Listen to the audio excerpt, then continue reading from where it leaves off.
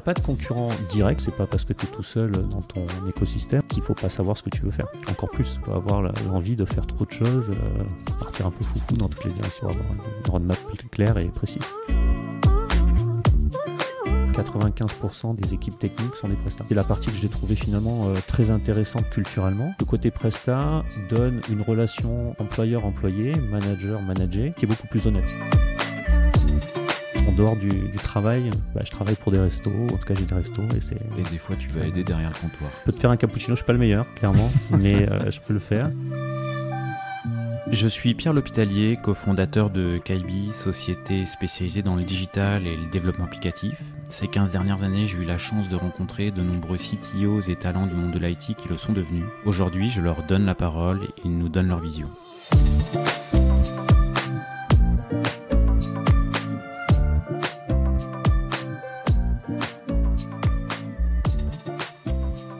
Eh bien, aujourd'hui, je suis en compagnie de Sylvain Brosset qui est CTPO ou CPTO de Mint. Hein. Ce n'est qu'un titre. Ce n'est qu'un titre, c'est ce que tu me disais off record. Bonjour en tout cas. Et merci de m'accueillir dans ton podcast. C'est avec plaisir et merci de... c'est cool de t'avoir. Enfin, voilà, tu bosses à Milan et pas venu à Paris depuis 4 ans. C'est ça, on a réussi exactement. Et on réussit à le faire en face à face. On a exceptionnellement réussi à se croiser dans une ville qui est pas la mienne, qui est la tienne. Mais oui, je travaille à Milan avec une boîte qui s'appelle Mint. Ouais. On travaille sur la publicité. Et effectivement, moi je suis pas milanais, mais je suis du sud de la France, donc Paris n'est pas vraiment ma ville de prédilection. J'y ai travaillé pendant quelques années avec Dailymotion, mais voilà. En tout cas, c'est un plaisir de monter, de te voir et de discuter avec toi. Eh ben, écoute, on va revenir sur quelques étapes importantes de ton parcours. Quand on s'était contacté la première fois, il y avait 2-3 choses sur lesquelles on reviendra plus en détail de ton expérience chez Mint, qui m'avait titillé, quoi. Le fait que t'étais arrivé en tant que CPO et puis en fait t'es devenu CPTO justement. Exactement, et c'est pas un parcours complètement courant, et ça tu nous expliqueras comment ça s'est fait. C'est toi qui as l'expérience de tous les entretiens et toutes les profils, donc je te fais confiance sur le fait que si c'est pas standard, c'est pas standard. C'est pas standard, exactement. Et puis tu bosses avec des équipes 100% remote et quasi 100% presta, ce qui est pas courant non plus. J'ai le sens de travailler avec beaucoup de profils, beaucoup de nationalités différentes chez Mint, et ça colle bien avec l'expérience et la volonté de la boîte de travailler à l'international, pour nos clients, mais aussi pour nos employés. Donc oui, on peut en parler avec plaisir plus tard. Eh ben, écoute, on reviendra un peu dans le détail sur ces points-là. Et peut-être avant de revenir dans le détail, est-ce que tu peux revenir sur quelques... Qui suis-je, c'est ça ? Qui es-tu ? D'où viens-tu ? Est-ce qu'il y a quelques grands tournants dont tu pourrais nous faire part ? Écoute, je me définis comme un provincial. Je viens du sud de la France. C'est une petite ville qui s'appelle Antibes. Qu'on connaît quand même. Hein. C'est vrai ? Ouais. Vous avez raison, parce que c'est une très belle ville et on y vit très bien. Donc j'ai fait des études d'ingénieur informatique. J'ai eu la chance de travailler dans les années 90 pour une start-up qui s'appelait Auckland, qui avait été créée par Fabrice Guinda et Sacha Fosparisi. C'était une petite copie d'eBay, sans vouloir être péjoratif. Et ça m'a permis tout de suite, à la sortie de la fac, de travailler dans le monde de la techno, et de la techno à gros volume et à grosse excitation, j'ai envie de dire, grosse croissance. Et très très vite, en fait, je me suis rendu compte que c'est bien d'être informaticien, c'est bien d'être ingénieur, c'est bien d'être un bon expert de ce qu'on fait. Par contre, c'est aussi bien d'être très bien entouré et de savoir pourquoi on fait les choses. Donc tu verras, c'est ce qui explique aussi une partie de la transformation de ma carrière, en quelque sorte, de mon parcours, où j'alterne entre la technologie, la définition produit, la gestion des équipes. Parce qu'en fait, le but est plus important que ce que tu fais et le moyen, en quelque sorte. Donc voilà, c'est une grosse partie de mon parcours et de la transformation petit à petit que j'ai faite. Donc Auckland, pendant quelques années, Auckland est racheté par une boîte qui s'appelle Quixel, qui est une boîte anglaise. Du coup, pour ceux qui n'ont pas écouté le feedback, tu racontais dans ton épisode feedback sur Thierry Bonhomme une petite anecdote. Quand on est racheté, effectivement, quand on est racheté par Auckland, alors Auckland, on a mis notre data center à Paris parce que forcément, on n'allait pas mettre le data center à Sophia Antipolis ou à Antibes. Donc, on gérait déjà les data centers à distance. Et quand on est racheté par cette boîte QXL Ricardo, qui est un groupe à la fois anglais et à la fois, et à la fois, comment ça s'appelle, suisse, le data center qu'ils ont eux est à Zurich. Et donc, il est pris la décision de transférer tout à Zurich. Et donc, la méthode qui nous paraît la plus simple et un peu la moins chère, entre guillemets, la plus facile, la plus efficace, c'est de se dire que on va éteindre la plateforme proprement, mais on va l'éteindre et que on va conduire le plus vite possible pour aller transférer les serveurs à Zurich. Alors, on l'a fait en 2 fois, on l'a pas fait qu'en une seule fois, mais on n'avait pas vraiment la capacité de tourner sur 50%. Vous l'avez fait en 2 fois? En 2 fois, en 2 étapes. C'est-à-dire qu'en fait, 2 nuits d'affilée. Première nuit, tu transfères 50% des serveurs. Deuxième nuit, tu transfères le 50% qui reste. Mais tu as le risque qu'effectivement, tu n'as que 50% des serveurs. Et les serveurs, à l'époque, ça ne s'achetait pas à Montgalais facilement ou quelque chose comme ça. Donc, il fallait pas se louper. Premier voyage, on envoie les serveurs, une équipe réinstalle à Zurich. Deuxième voyage, avec le camion, on traverse la frontière et voilà. Et comme je disais, j'admets que j'ai dû griller 1 ou 2 feux rouges sur les Champs-Élysées pour gagner un peu de temps. Quand tu as rebranché, tout s'est bien passé Quand on a rebranché, tout s'est bien passé. Mais je dis encore une fois, c'était pas vraiment moi qui ai rebranché. Je suis meilleur en débranchage qu'en rebranchage, pour être honnête. J'ai plus de facilité à défaire qu'à refaire des fois. Mais bon, c'est le principe du manager à la fin. Il sait tout défaire, il sait pas forcément tout refaire.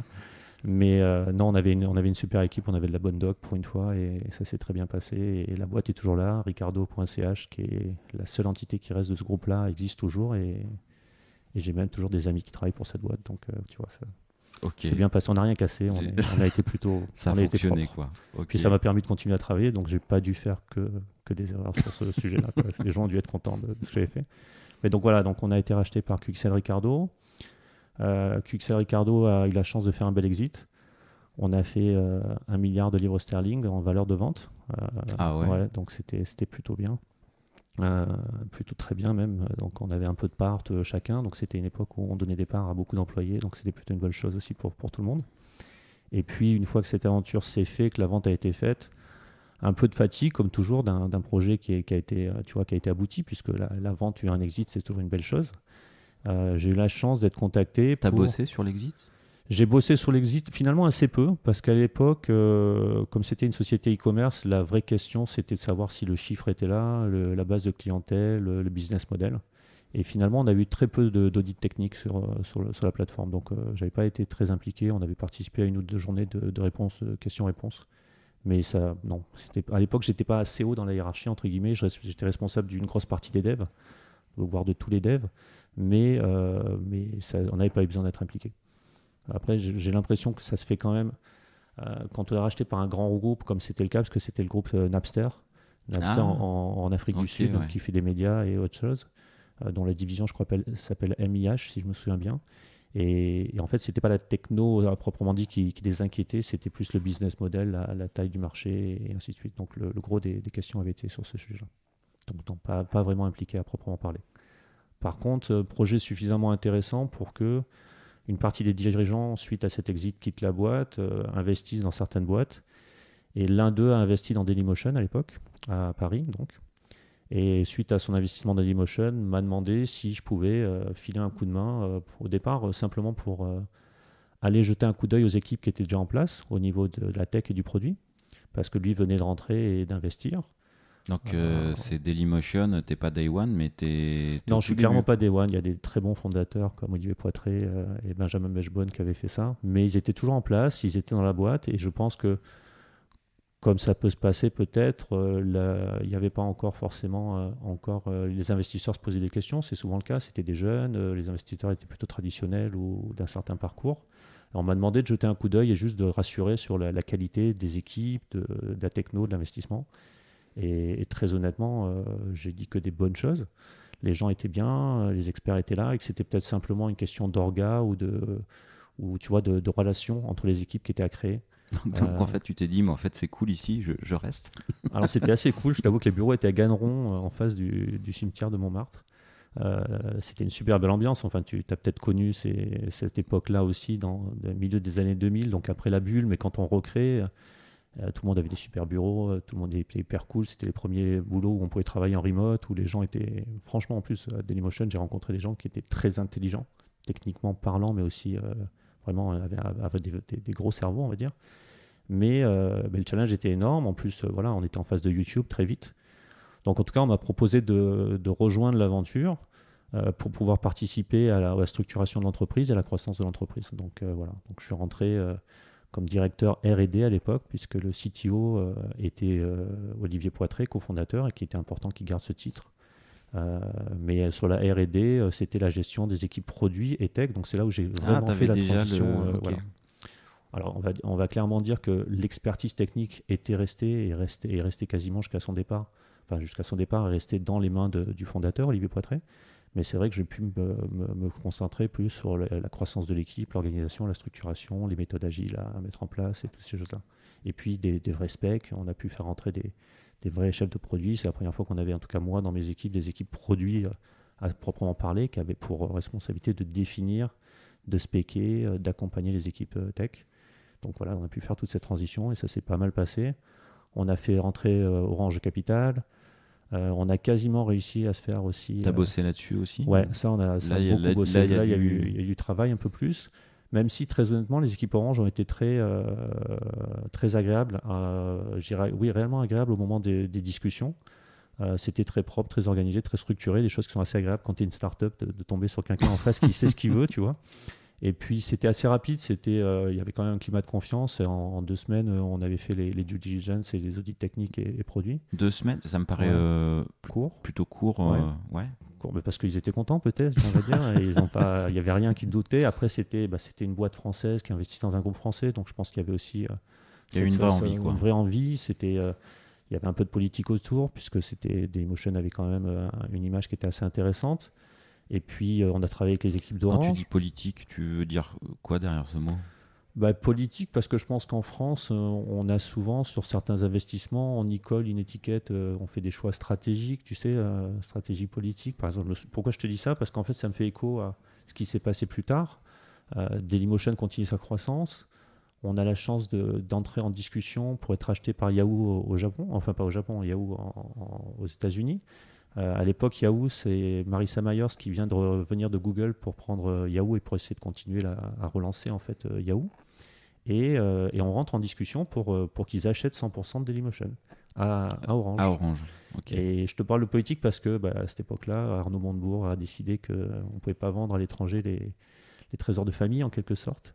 Et donc le deal a capoté pour cette raison unique. Simplement parce qu'un choix politique a été fait de ne pas vendre une entreprise française à l'étranger. Le politique pouvait bloquer en fait. Le vraiment. politique peut toujours bloquer, ouais. Okay. Après, tu sais, Orange c'est toujours propriété, pas propriété de l'État, mais le gros actionnaire, ça reste l'État. Je me souviens, donc 30, pouvoir de décision, voilà. D'influence donc, quand même. De l'autre côté, je me dis que ça peut être aussi une des raisons pour lesquelles, quand ils ont investi, c'était pas facile, mais en tout cas plus simple. Et c'était une bonne chose parce que je pense que le politique a quand même de temps en temps vocation à aider l'accompagnement, la croissance, ainsi de suite. C'est ce qu'ils font avec le fonds BPI ou BPI France. C'est ce que fait la politique. Ils permettent de mettre de l'argent dans la croissance de certaines entreprises pour de bonnes raisons, puisqu'il y a quand même quelques-unes qui réussissent très bien. Voilà. Et du coup, toi, tu arrives Dailymotion, c'est encore start-up, vous êtes combien? Tu pars? Alors, je mélange peut-être dans les dates, mais j'ai l'impression que c'est en 2008. J'aurais dû regarder mon propre parcours avant de commencer cette discussion, excuse-moi. Mais j'arrive, c'est encore une petite entreprise, on est, je pense, de mémoire 150. La technique est déjà assez importante, mais c'est pas la structure que j'ai quittée à plus de 300 personnes, internationales, des bureaux aux États-Unis, des bureaux à Singapour, à Londres et ainsi de suite. C'est 100% français au niveau de la structure de l'entreprise. Et c'est encore un moment où je pense que Dailymotion avait une vraie possibilité, ou en tout cas une chance de croître aussi bien que YouTube. YouTube n'était pas encore devenu le monstre qu'il est aujourd'hui grâce à Google. Mais bon, en tout cas, ça a été hyper intéressant parce que je te dis, c'est un moment où j'ai clairement compris, en tout cas dans mon évolution personnelle, qu'il y avait des gens beaucoup plus intelligents que moi, beaucoup plus experts que moi sur beaucoup de sujets. Mais que quelle que soit l'expertise des gens, il était toujours important de les accompagner. Donc c'est peut-être le moment où moi, je passe d'un mode à il faut que je réussisse, à il faut aider ses collègues et entre guillemets ses équipes à réussir. C'est un shift managérial pour toi? Clairement. honnêtement, clairement, parce que c'est tout bête. Des fois, c'est un constat aussi, un aveu clair et net, c'est que quand les gens sont plus intelligents et meilleurs que toi, il faut l'accepter, quoi. Et il faut te demander qu'est-ce que tu peux faire au service de ces gens. Et je crois beaucoup au fait que leur intelligence soit mise en valeur. Que leur intelligence soit mise en valeur, et puis que finalement que leur qualité soit en fait éclaire un peu tes propres qualités. Et donc tes qualités, des fois, c'est du management. Le management, finalement, c'est quoi? C'est se mettre au service de ses propres équipes et de les aider à grossir et à réussir. Et quand elles n'arrivent pas à réussir ou elles n'arrivent pas à grossir, voir comment on peut les accompagner par de la transformation, du repositionnement, ou des fois, malheureusement aussi par une décision de proposer à la personne de ne pas rester, on va dire. Ce qui n'est pas l'étape la plus sympa c'est pas l'étape la plus simple. Après, tu vois, pour être honnête, sur Dailymotion, quand j'arrive, une petite crise interne après quelques mois, on a été obligé de faire un plan de licenciement, alors que j'étais arrivé pour une croissance. Finalement, on a eu cette croissance plus tard, mais sur le coup d'arrêt, petit moment de stress des investisseurs du moment, ou en tout cas de la situation, on se contracte un peu, entre guillemets. Ouais. Ce qui est toujours nécessaire, je pense, dans la vie d'une entreprise. Tu as des moments, des hauts, des bas. Mais on a gardé une bonne équipe, des personnes motivées, le projet a continué, on a pu acheter des boîtes, je te dis, on a fait rentrer Orange. Tu as été impliqué, toi, personnellement, dans la contraction et la mise en œuvre de... Tu ne peux pas, en tant que manager, ne pas prendre la responsabilité du choix des personnes. Tu te rends compte potentiellement que tu n'as pas forcément fait les bons choix. Ça, c'est vrai aussi. Mais il faut que tu fasses des choix. Enfin, tu connais peut-être les plans sociaux, mais les plans sociaux, il y a aussi un cadre assez rigide de la loi, en particulier en France. Tu dois faire des classements, des structures.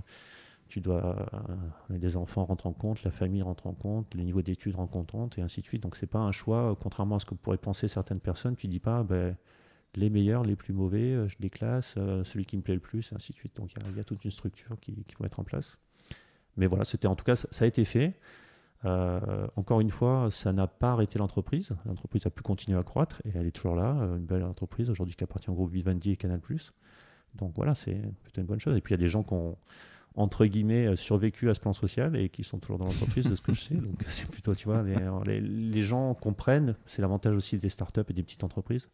Les gens comprennent que des fois le projet il permet de croître et des fois le projet il permet plus et qu'il faut prendre des décisions. Et toi, qu'est-ce qui te fait quitter cette aventure? Alors qu'est-ce qui me fait quitter cette aventure?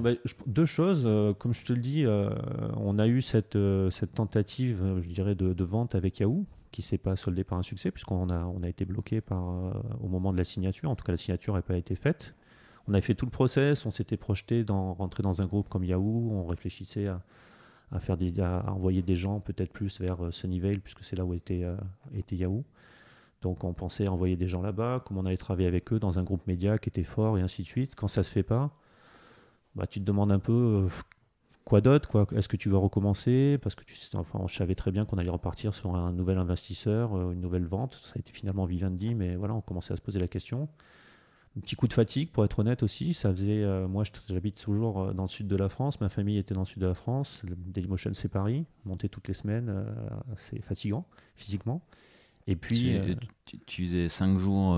Je faisais entre 3 et 4 jours par semaine à Paris, toutes les semaines. Donc voilà, si mon épouse m'écoute, encore une fois, c'est elle qui a tenu la baraque pendant 6 à 7 ans, toute seule, avec les enfants et ainsi de suite. Ça fait une grosse tranche de vie, quoi. Ouais. C'est là qu'on comprend que les femmes sont bien plus résistantes et douées que les hommes, parce qu'elles sont capables de gérer beaucoup plus de choses. Elle a continué sa carrière, elle a élevé nos 2 filles magnifiquement bien. Et donc, il y a un moment, coup de fatigue, un peu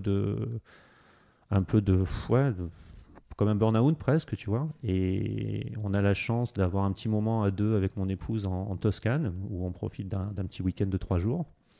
Et je reçois une proposition par un chasseur de tête qui me dit, tiens, il y a une boîte qui cherche un profil comme le vôtre à Florence, donc à une centaine de kilomètres de là. Et donc je rentre un peu dans le parcours presque en rigolant, en disant tiens pourquoi pas, la vie est belle, il y a des oliviers, il y a des très beaux vignobles, la vue est magnifique. Et puis je me suis retrouvé comme ça dans le groupe NTT Docomo, qui est l'opérateur numéro 1 au Japon, qui avait investi dans une boîte. Donc là par contre toute la famille part à Florence?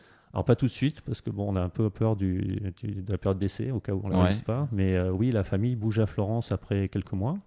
Et on a passé ensemble 4 ans à Florence, donc à vivre un peu la Dolce Vita, alors pas la Dolce Vita romaine, mais la Dolce Vita florentine. Florence étant une ville magnifique, je ne sais pas si tu as déjà visité, mais Il y a fort longtemps. c'est une très belle ville. La Toscane est géniale, les gens sont extraordinaires, la bouffe est magnifique.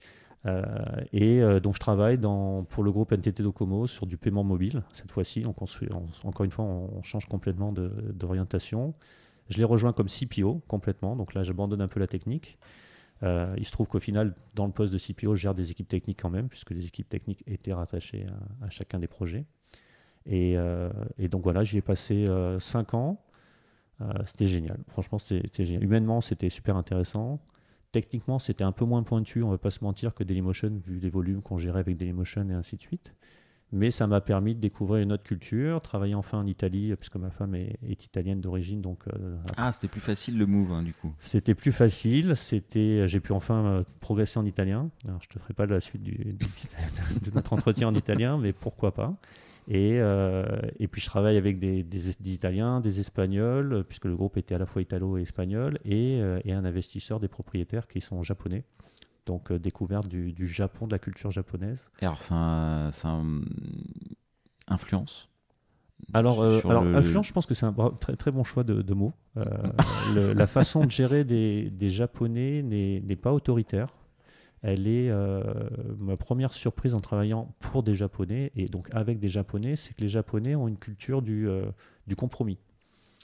Toutes les décisions importantes doivent se faire par compromis. C'est-à-dire que tu peux te retrouver dans une pièce où tant qu'il n'y a pas presque 100% des gens qui sont d'accord sur ce qu'on doit faire, on ne décide pas. Et c'est pas contrairement à ce qu'on pourrait penser, c'est pas le PDG ou le responsable de l'équipe qui va dire ce qu'on doit faire. Lui, il influence. Il pousse à la décision, mais il ne prend pas vraiment la décision par lui-même. Et donc, ça peut être un peu cocasse, parce que des fois, tu peux passer 6 heures à discuter d'un sujet. Mais en tout cas, c'est la façon dont eux grandissent. Et pareil, au Japon, il y a une autre chose qui m'a marqué, c'est que les Japonais, quand ils grandissent dans un groupe, ils grandissent en passant de département à département. Donc une personne peut commencer en étant un technique, il va continuer sa croissance en grandissant dans le département marketing, puis il va aller au département sales, à la finance, et c'est comme ça qu'ils grandissent.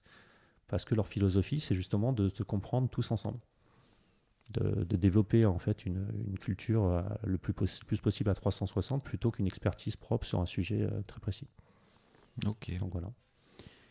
T'en vois les limites du coup de cette culture-là. Enfin, ça j'en vois les limites. Choses. Oui, c'est bien. Oui. C'est avantage, inconvénient. Alors, je pense qu'il faut toujours mélanger la culture entre guillemets plutôt qu'avoir une culture unique. Le problème, c'est que ça peut être, tu peux arriver à une situation de blocage en quelque sorte. Si tu ne trouves pas de compromis, qu'est-ce que tu fais ? Ouais. Il y a un moment, il faut décider. C'est là où on est très très fort sur des cultures un peu comme la France. On a plein de décideurs. On a peut-être moins le compromis des fois. Là aussi en politique, on pourrait avoir un sujet sur ça. Mais en tout cas, oui, c'est une grosse. Je pense que c'est une grosse. En tout cas, c'est un frein, je pense aujourd'hui, où il y a des moments où il faut savoir décider très très vite, quitte à se planter. Les Japonais, en l'occurrence, ont peut-être plus peur de se planter que la culture, par exemple, américaine, qui préfère se planter 10 fois pour réussir une fois. C'est le grand écart. Quoi. Voilà. Donc, je pense que c'est un peu comme tout. Par contre, j'imagine que c'est ce qui leur permet d'être hyper efficace sur tout ce qui est automatisation, process, et ainsi de suite, parce que ça a été réfléchi, ça a été digéré, ça a été redigéré, entre guillemets. Donc, voilà. Donc, la limite, elle est plus sur la réactivité et leur capacité à bouger vite. Je pense que c'est peut-être aussi une des raisons pour lesquelles les Japonais réussissent pas très bien à l'étranger en général en termes d'investissement, parce qu'on connaît finalement peu de boîtes japonaises pures qui a réussi à se développer à l'étranger. Donc, je pense que c'est le vrai problème. C'est marrant d'échanger là-dessus. J'ai fait un épisode avec Jean-Philippe Hervé qu'on a intitulé Les bienfaits des grincements. Ah. Et donc du coup, c'est un peu à l'opposé managérial de se dire des fois il faut prendre des décisions qui sont pas consensuelles et qui peuvent créer des grincements, mais ça met en mouvement quoi. Et donc du coup c'est intéressant d'avoir cette vision je pense que opposée, pas opposée, mais en tout cas je pense qu'il faut peut-être des fois se permettre de tester les deux et de voir ce qui colle le plus à la situation et aux besoins de l'équipe, ou en tout cas aux besoins des développements. Donc toi, tu as pris inspiré par les deux cultures, quoi, dans ta manière de manager. Écoute, aujourd'hui, ouais, je pense que faudrait trouver quelqu'un de mon équipe qui vienne te parler et te faire un débrief, mais je pense être, en tout cas dans la gestion des équipes, d'être plus dans le partage et la discussion. Comme je te le disais, aujourd'hui, j'ai l'impression de me mettre plus au service de mes équipes et de les aider à choisir, entre guillemets. Forcément, il y a des moments où toi, tu dois choisir quand la décision n'est pas prise par les équipes, par un manager, ou ainsi de suite. En tout cas, tu dois déclencher la décision.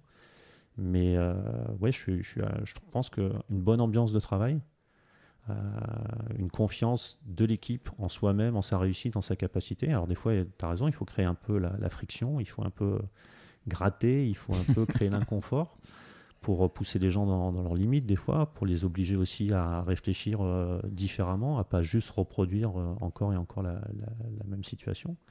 Mais ouais, je suis pas dans la guerre, quoi. En tout cas, je suis pas dans le conflit. Ok. Donc une expérience. Italo-japonaise, Ouais. ainsi de suite. Dolce Vita, on se recentre un peu aussi sur soi. On se recentre, on passe du temps avec la famille, c'est très agréable. La chance de vivre à 100% avec ma famille et plus avoir à faire tous ces voyages sur Paris. Et voilà, bon, c'est une belle expérience de vie. Les Japonais, à un moment, décident de sortir petit à petit du projet. Voilà, c'était plus leur fond. La maison mère avait décidé que tout ce qui était investissement étranger devait petit à petit être réduit. Donc, on se met en ordre de bataille pour coupler le groupe dans lequel on appartient en deux. Et ma structure est vendue à une boîte qui s'appelle Digital Virgo, une boîte française en l'occurrence, qui est basée à Lyon et Aix-en-Provence. Et ben voilà, on est vendu. Donc là aussi, je participe au projet, on fait des discussions. 100% des équipes sont intégrées à Digital Virgo, le sont toujours. Et arrive une phase un peu spéciale, tu sais, souvent après une vente, bah, tu es dans l'équipe, tu n'es pas forcément toujours bien intégré, surtout sur une partie du top management. Et tu te demandes un peu ce que tu vas faire. Moi, j'avais clairement pas vocation à aller vivre à Aix-en-Provence.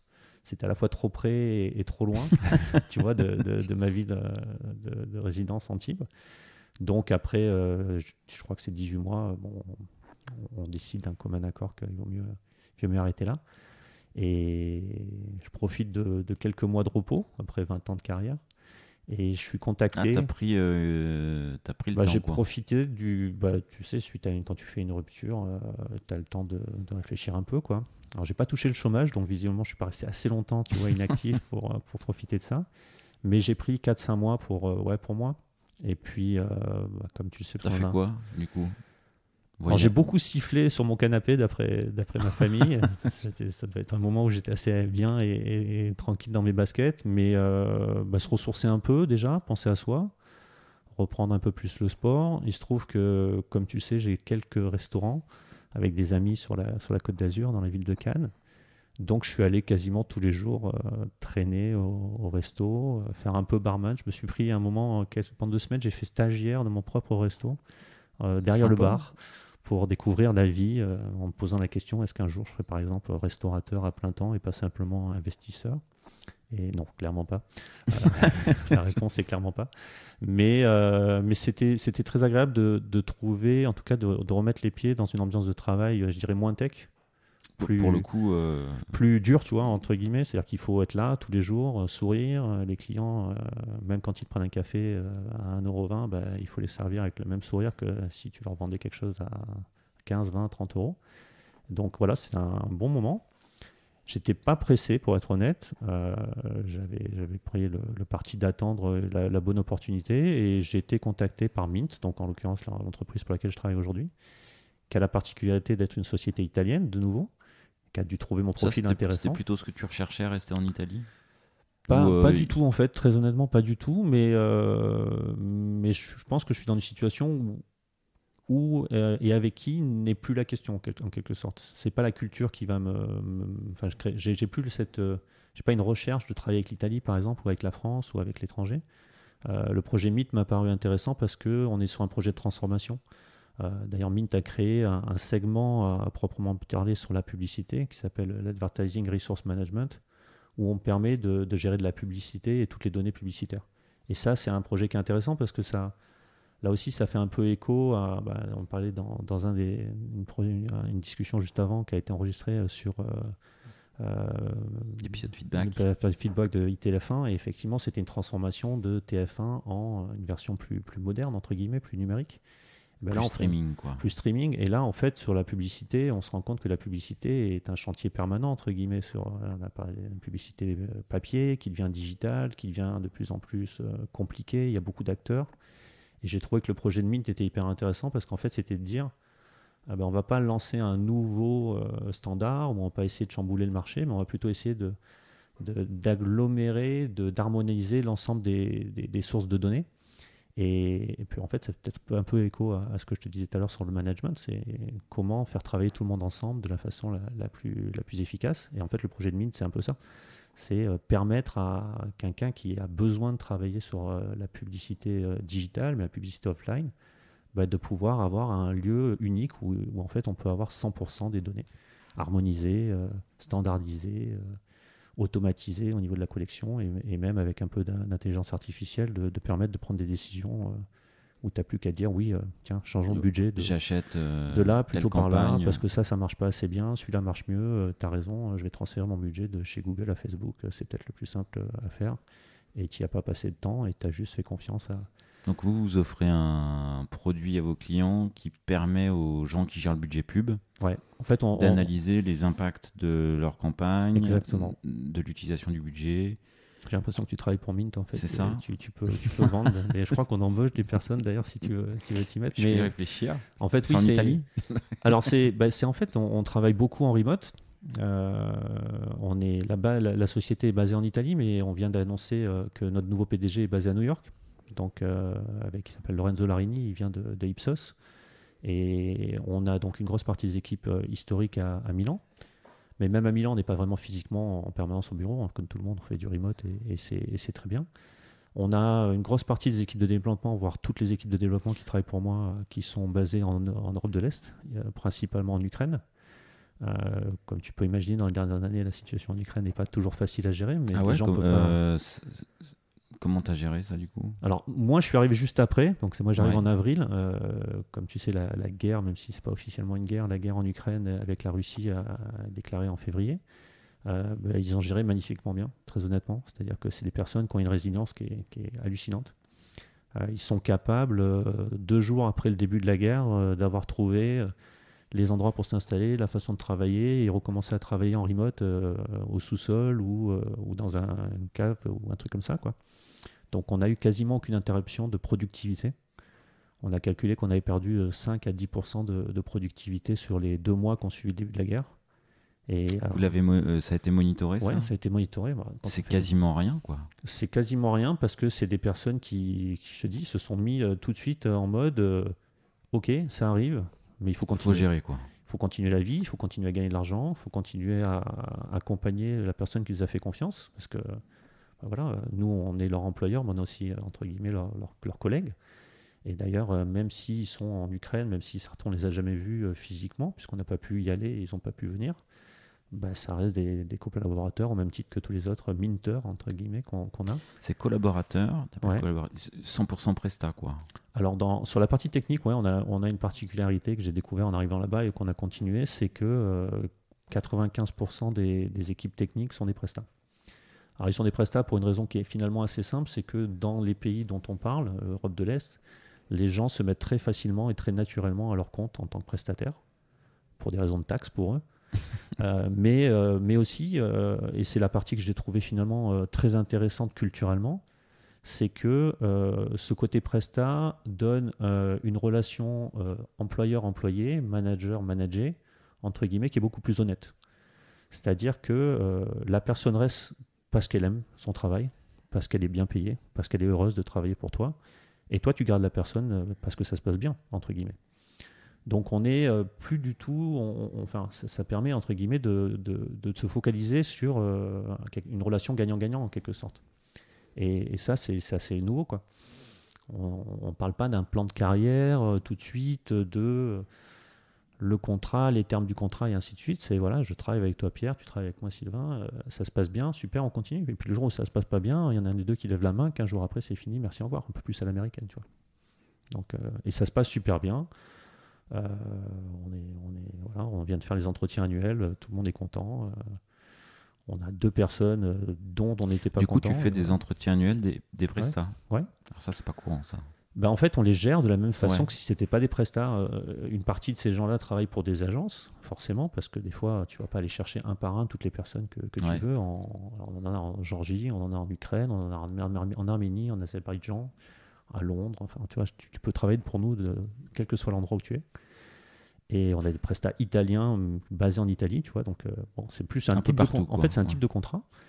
Et oui, on fait des entretiens annuels. Enfin, en fait, on fait même des entretiens tous les 6 mois et un plus gros annuel, parce qu'on veut savoir comment les gens se sentent, quoi. Et puis aussi pour des raisons de certification ISO, on calcule le niveau de chacun, tu sais, un expert, moyen, junior, voilà. Donc on fait la même chose que pour des employés. Ok.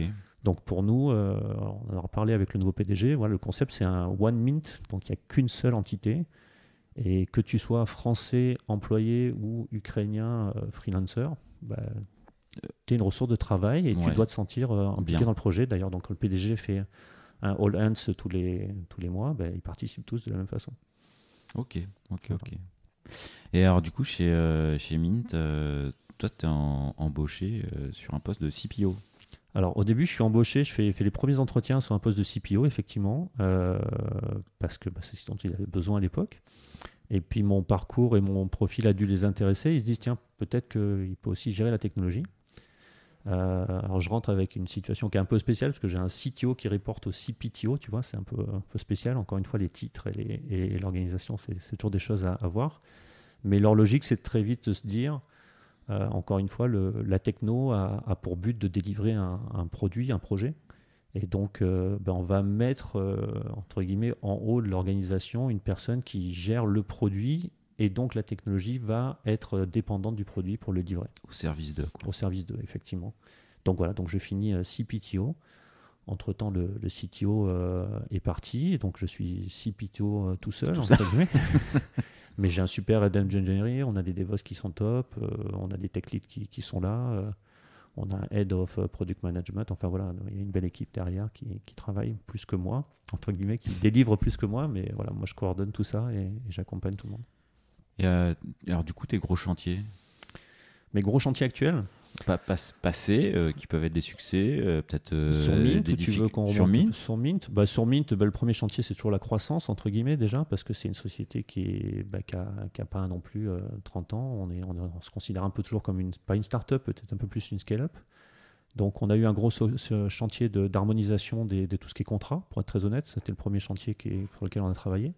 Le fameux One Mint dont je viens de te parler, c'est aussi ça. C'est réfléchir à comment passer d'un mode où finalement il y avait eu des freelancers qui avaient été pris plus pour grossir facilement et rapidement, à comment on sécurise ces gens-là et comme ils ont bien délivré, ils ont bien travaillé, comment aussi on leur renvoie un peu l'ascenseur. Donc ça c'est un projet plus humain qui a été important, et on est passé quand je rentre à même pas une cinquantaine de personnes à la tech à plus d'une centaine. Aujourd'hui l'équipe produit tech c'est 130, 140 personnes, et puis on prévoit encore de grossir.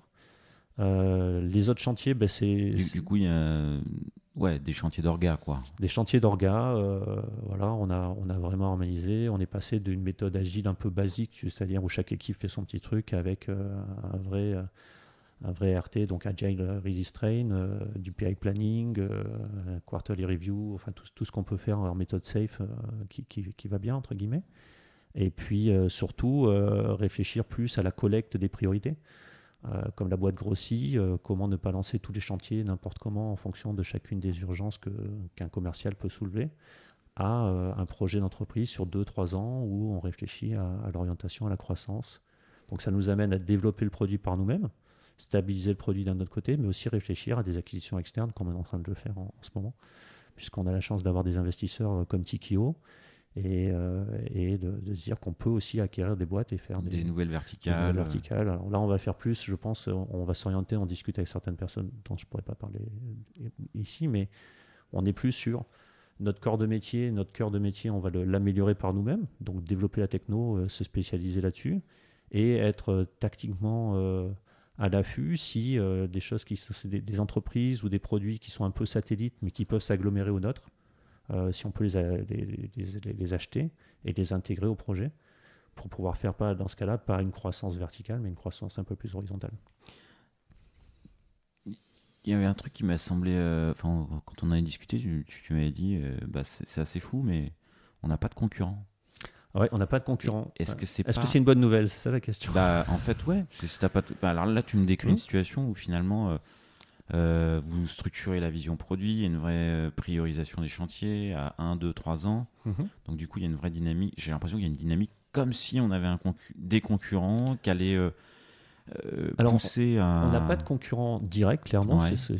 D'ailleurs, c'est pour ça que Mint a réfléchi à créer ce concept d'Advertising Resource Management, parce qu'en fait, il y a beaucoup de concurrents sur une partie ou sur un segment ou une sous-partie du produit, entre guillemets. Ouais. C'est-à-dire que si tu veux aujourd'hui acheter de la pub, tu sais que tu peux acheter de la pub par plein de médias différents. Tu as plein de plateformes qui te permettent d'acheter de la publicité. Si tu veux améliorer ou monitorer ta plateforme, tes investissements, tu peux le faire. Par contre, une plateforme unique qui va te permettre à la fois de récupérer l'ensemble de tes données, de visualiser l'ensemble de tes données, de réfléchir à tes succès, de faire tout ce qu'on appelle du trafficking sur ta plateforme, sur ton ad server, de déclarer ou de créer des nouvelles campagnes, tout ça, ensemble, on n'a pas. En aggloméré, il n'y a personne qui fait ça. Alors on va forcément avoir, où il y a déjà quelqu'un qui a et on ne sait pas, parce qu'on n'a pas été assez bon en veille produit. Mais oui, on n'a pas de concurrent direct, en tout cas déclaré. C'est à la fois une bonne chose et une mauvaise chose, parce qu'il faut aussi en gros, il faut évangéliser le marché. Pourquoi on a peut-être besoin d'une plateforme comme ça, mais c'est vrai qu'on a la chance aujourd'hui, quand on parle avec des prospects, d'avoir un retour qui est positif, parce que les gens se disent ah ouais, c'est vrai que ça peut être pratique, c'est vrai que c'est une bonne chose. Donc on a cette partie-là d'évangélisation, de création. Mais par contre, il faut quand même une vision produit, parce que c'est pas parce que tu es tout seul dans ton écosystème, entre guillemets, ou tu es un des premiers en tout cas à découvrir cet écosystème ou à le référencer, qu'il ne faut pas savoir ce que tu veux faire. Encore plus. Parce que c'est quand tu arrives sur une terre un peu inconnue ou pas forcément balisée, tu peux avoir l'envie de faire trop de choses, partir un peu foufou dans toutes les directions. Là, en l'occurrence, il faut avoir une roadmap claire et précise.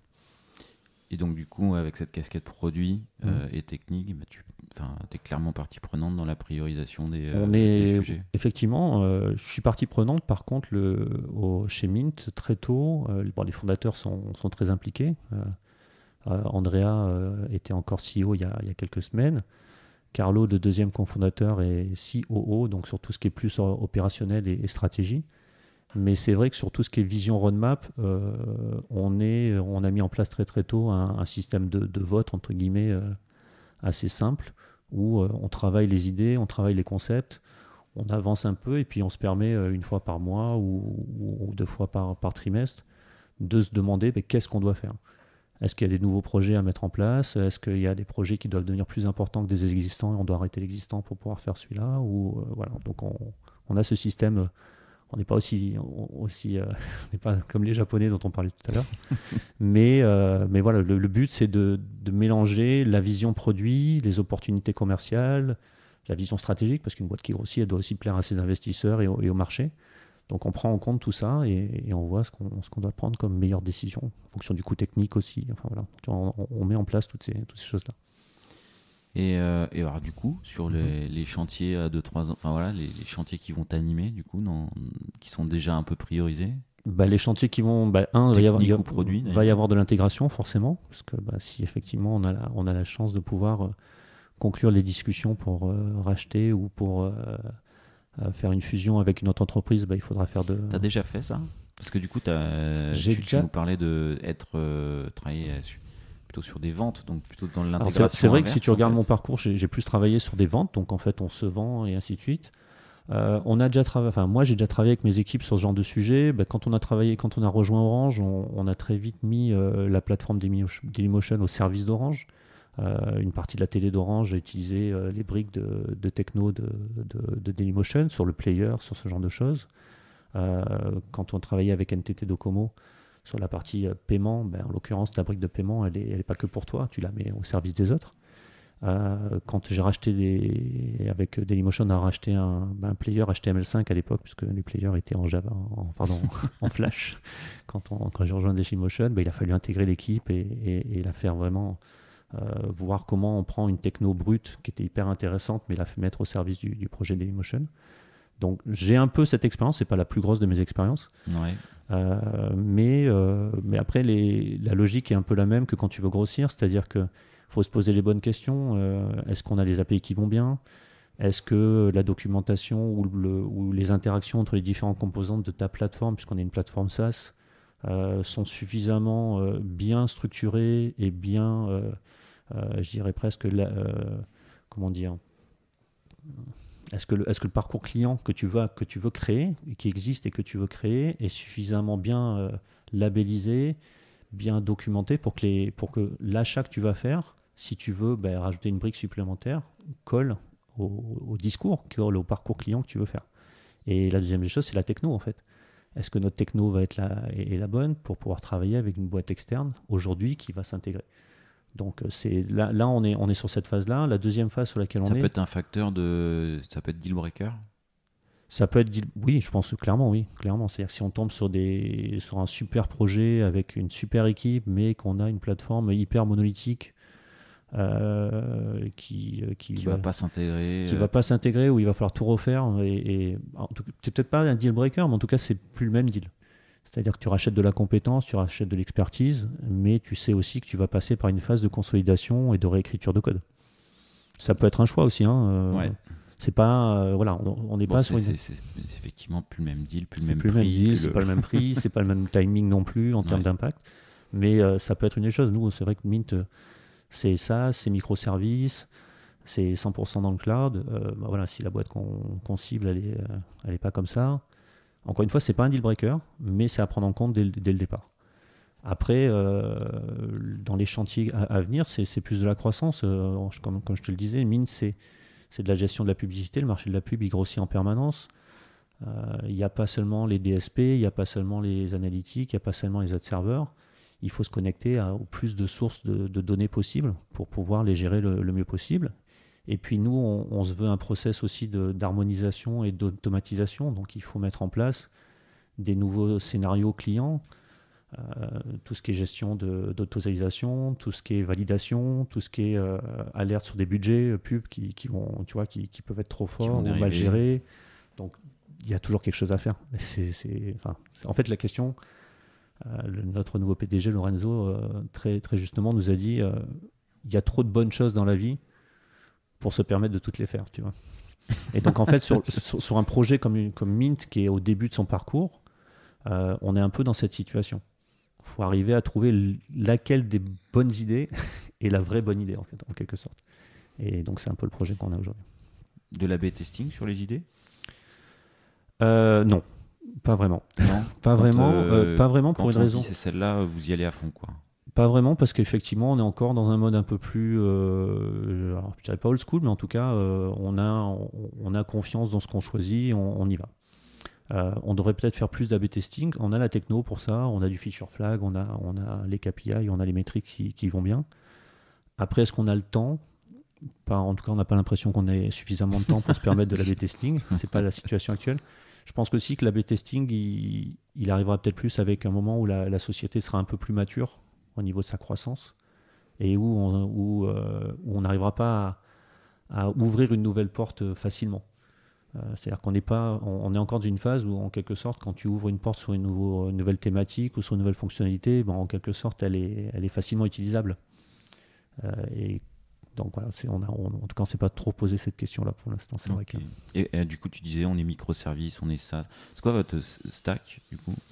Tout ce qui est un peu open source standard, du Python, du React, voilà, du cloud. Du cloud, de l'Amazon Web Service en l'occurrence pour nous aujourd'hui, mais ça aurait pu être n'importe quel autre cloud. Le but, encore une fois, c'est qu'on puisse intégrer rapidement et efficacement des nouvelles équipes et des nouvelles personnes. Donc c'est vrai que c'est très facile avec les technos dont on parle aujourd'hui là. De croître, de trouver du personnel qualifié, rapide, intégrable en 15 jours. Voilà, aujourd'hui, quand on va chercher une nouvelle personne, en 15 jours, 3 semaines, elle est intégrée et elle peut bosser, quoi. Du coup, question, parce que du coup, tu as pas mal de gens en Ukraine, mais pas que en Ukraine. Les contrats, du coup, ça te pose c'est quel droit du travail qui s'applique? C'est un contrat d'entrepreneur-entrepreneur, donc de société à société. Ouais. Donc, en quelque Il y a sorte, pas de tu ne te divergence. poses pas trop la question du contrat de travail. Nous, on fait en sorte qu'il y ait des conditions de travail qui soient presque identiques aux nôtres, c'est-à-dire qu'on a des jours de congé intégrés dans le contrat, on a un salaire mensuel et pas du tout à l'heure. Enfin, tu vois, on a finalement des conditions de travail qui sont les mêmes que si on signait un Italien, un Français ou un Anglais en employé. Par contre, le contrat, sans rentrer dans les détails, c'est une entreprise à une entreprise, Ok. dans les faits. Ouais, ok. Ok. Est-ce que. Ce qui est hyper pratique. Hein, ce qui est assez pratique. Est-ce, ouais. est-ce qu'il y a eu des gadins aussi? Des gadins, il y en a toujours. Il y en a toujours. Est-ce qu'on a envie d'en parler dans un podcast devant toi? Je sais pas. Des gadins, après il y a des gadins, on peut Des parler. nuits blanches? Il y a des nuits blanches, c'est sûr. Il y a des grosses conneries qu'on a fait, dont on n'est pas toujours fiers, mais qui nous ont permis d'apprendre. Il y a eu des problèmes techniques. Dailymotion, je me souviens même de cas où un employé du data center fait tomber un seau d'eau sur le data center, entre guillemets, sur la baie. Oh putain. Donc voilà, des gadins, il y en Pardon. a, tu vois. Je veux dire, l'erreur humaine est toujours là. Il y a 2 semaines, on éteint des serveurs en pleine démo. Bon, ça arrive aussi, tu vois. C'est des vrais gadins, il y en a, mais tu te rends compte que c'est beaucoup d'humains, en fait, les gadins. Des fois, c'est un détail que tu n'as pas anticipé. C'est toi, en tant que manager, que ton équipe n'a pas forcément bien remonté. Voilà, c'est aussi ça. C'est d'anticiper ce qui n'est pas anticipé en quelque sorte. C'est-à-dire que tu n'as pas prévu, mais il faut avoir le plan B rapidement. Moi, je me rends surtout compte que, quel que soit le gadin, si tu as la bonne équipe, si tu as la bonne mentalité, justement, on parlait tout à l'heure d'ambiance, de comment gérer les équipes. Si les gens sont avec toi et participent au projet, en fait, quel que soit le gadin, tu vas t'en sortir.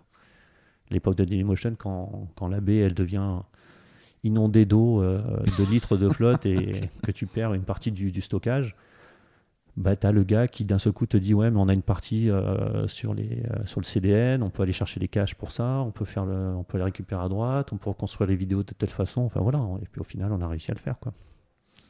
Donc alors c'est pas une méthode, c'est pas une procédure, c'est sûr, on préférait avoir C'est une de la gestion de procédure, crise, quoi. mais c'est la gestion de crise, et puis la gestion de crise c'est aussi là où tu te rends compte que finalement l'équipe elle est sympa et que les mecs ou les filles qui sont derrière toi, Tu peux compter tu sur peux eux. compter sur eux quoi. Ouais, j'avais fait ça me fait penser à un autre podcast que peut-être tu iras écouter, Paul Konscali qui est aujourd'hui décide à SACEM, qui m'a raconté un ou deux samedis noirs, et justement il disait c'est dans les périodes de crise que tu vois les formidables dynamiques de tes équipes, quoi. Bah écoute, ouais. Après, tu vois, ça me fait penser à une crise qu'on a eue à l'époque où je travaillais pour QXL Ricardo. On fait une mise à jour nocturne avec Jérémy Calès, qui est toujours dans cette boîte-là. Et on y passe la nuit, on devait y passer quelques heures. Finalement, la mise à jour se passe hyper mal. On arrive à remettre le service en place, mais on n'arrive pas à finir la mise à jour. Donc on finit la mise à jour en même temps que le service est relancé, et ainsi de suite. On y passe 36 heures. 36 heures sans rentrer chez soi, devant ton ordi, à essayer de trouver d'affilée. Au final, plus ou moins par miracle, on arrive à trouver une solution. Je me souviens plus laquelle, mais en tout cas, on l'a trouvée. On s'est dit, tiens, c'est bon, allez, hop, on peut rentrer chez soi. Et en l'occurrence, le vrai problème, c'est quand Jérémy reprend sa voiture, il prend le poteau du parking et il explose la bagnole. Donc tu vois, en fait, des fois tu donnes tout pour trouver la solution et tu as une autre galère qui te tombe derrière et tu n'as pas prévu quoi. Mais bon, les taxis existaient déjà et tout ça, donc il a pu rentrer chez lui. Encore une fois, une solution. Encore une fois, une solution improvisée mais finalement efficace quoi. Ok. Est-ce qu'il y a des choses dont on n'a pas parlé de ton expé chez Mint tu voudrais partager? Écoute, Mint a aussi en tout cas moi m'apporte une chose que j'avais pas, en tout cas je touchais pas au quotidien, c'est que Mint aujourd'hui, parce que c'est des Italiens, parce que c'est des investisseurs, des entrepreneurs, on est vraiment, en tout cas je touche vraiment au côté business entre guillemets, beaucoup plus que dans les précédentes boîtes. Dans les précédentes boîtes, c'est vrai que, très en adhérence avec le commerce en fait là. C'est-à-dire vraiment parler aux clients, qu'est-ce qu'ils veulent, comment, parce que on est sur une brique entre guillemets presque B2B2B, là où mes précédentes expériences pourraient presque se partager du B2C. On n'est pas sur une vision où le produit et la techno peuvent se dire voilà, on va faire ça, c'est notre choix. Et puis on va trouver le client, entre guillemets, le client va découvrir notre service et va y adhérer et va l'utiliser. Sur Mint, il faut parler à nos clients. Sur Mint, il faut vraiment être au contact, il faut faire des rendez-vous clients, il faut les écouter, il faut savoir ce qu'ils veulent, il faut comprendre leurs problématiques, encore plus que toutes les boîtes que j'ai connues avant. Et c'est des professionnels. Elle est remontée comment, l'info ? Elle est remontée par des entretiens, par des interviews, des méthodes de personnification de tes clients, avec des postes différents. Donc, elle n'est pas remontée par tiens, il y a un commercial qui a vendu cette évolution. Ça peut arriver. J'irai joker sur cette question-là. Non, mais oui, évidemment, oui, aussi.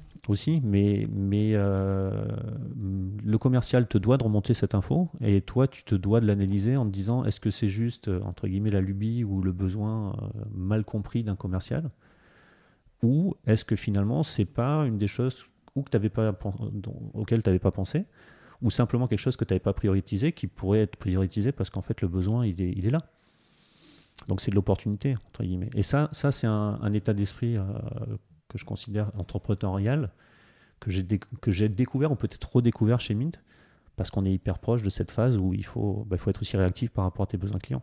On va pas se mentir, si quelqu'un arrive demain matin et nous dit je suis prêt à signer un contrat de plusieurs millions, mais il me faut cette fonctionnalité, et que cette fonctionnalité, elle n'est pas dédiée à ce client, mais elle peut être réutilisée par d'autres clients, il y a de grandes chances qu'on le priorise et qu'on se focalise sur ça avant autre chose qui était déjà prévu.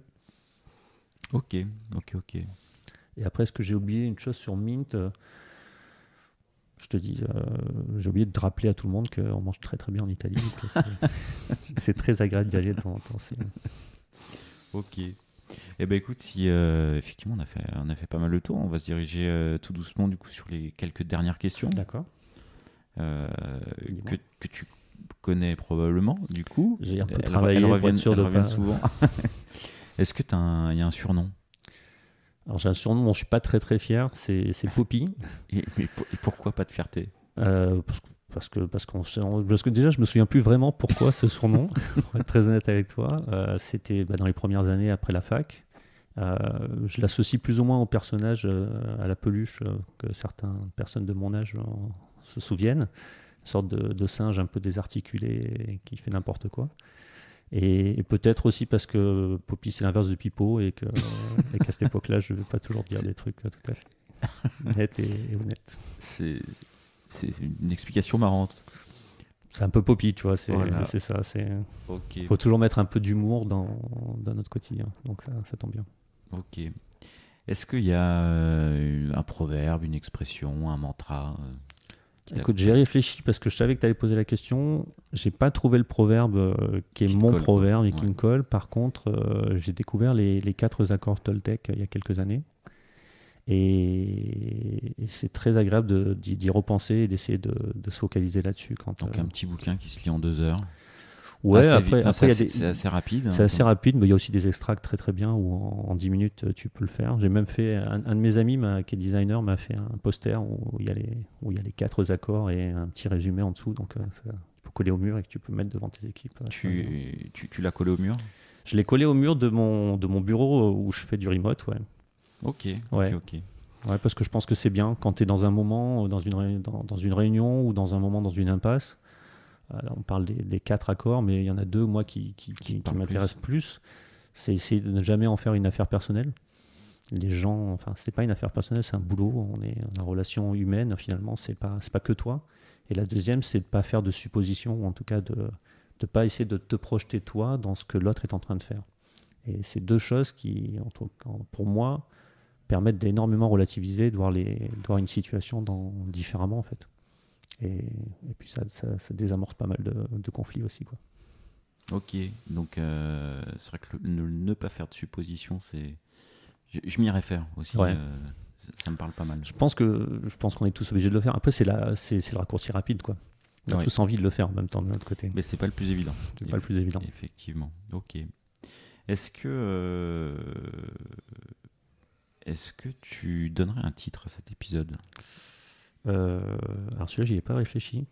Je sais pas, peut-être toujours écouter, et toujours bouger, toujours essayer, peut-être. Ok. Peut-être pas un titre trop court, mais quand je regarde ma carrière, finalement, si on doit parler de mon parcours, j'ai eu des opportunités, je les ai prises, une partie. C'est de la chance. Pas toujours les opportunités, on ne te les propose pas toujours. Par contre, si tu acceptes jamais aucune opportunité ou si tu hésites à prendre un risque, tu n'as pas l'opportunité t'as pas l'obligation de bouger. Finalement, est-ce que j'aurais fini en Italie ? Est-ce que j'aurais travaillé à Paris alors que je suis provincial ? Voilà, c'est des propositions, il fallait les prendre, je les ai prises. J'en ai sûrement loupé quelques-unes. Est-ce que si je te propose un truc qui serait Paris, Tokyo, Milan ou quelque chose comme ça ? Alors Tokyo, j'y suis allé qu'en vacances, pas pour le travail, donc ça colle pas tout à fait, mais ouais, ça peut le faire, ouais. Ok. Ou finalement, Globetrotter. Après, je trouve que on parlait de remote et on parlait de ce genre de choses. Finalement, un peu avant l'heure, peut-être, j'ai fait du remote très très tôt. Et c'est vrai que finalement, travailler avec beaucoup de cultures, je disais que j'étais pas sûr de pouvoir faire une discussion en français. Donc, je travaille en anglais. Et c'est vrai que, ouais, c'est finalement pour quelqu'un qui est dans du sud-est de la France. Globetrotter, ça Globetrotter, allez, pourquoi pas. Ok. Est-ce qu'il y a une dernière question que je t'aurais pas posée que tu aimerais que je te pose ? Qu'est-ce qu'on fait en dehors du travail, peut-être ? Qu'est-ce qu'on fait en dehors du travail ? Je sais pas, qu'est-ce que toi tu fais en dehors du travail ? Quelles sont tes activités ? Moi je faisais pas mal de sport avant de me faire 2 fois le tendon d'Achille. Mais écoute, moi en dehors du sport, vous avez pu comprendre que la nourriture est importante, mais j'ai eu l'opportunité après la première sortie avec Huxel Ricardo d'investir une partie de mon argent dans les restaurants. Donc voilà. En dehors du travail, je travaille pour des restos, en tout cas j'ai des restos. Et des fois tu vas aider derrière le comptoir, quoi. Des fois, voilà, je peux te faire un cappuccino, je suis pas le meilleur, clairement, mais je peux le faire. Et puis surtout, passer du temps, la famille, ainsi de suite, comme tu as pu le comprendre, pourquoi aller à Florence, c'était aussi pour vivre en dehors. Le cadre de vie, quoi. Vivre en dehors du travail. Le travail est important. Travail et pas que, quoi. Mais pas que, ouais. Ok. Et ça fera un beau point final. Super. Merci beaucoup Merci à toi, la participation plaisir. Et plein de belles choses pour les chantiers toi aussi. À venir. Aux autres podcasts que j'écouterai avec plaisir. Ça marche. Merci. Ciao.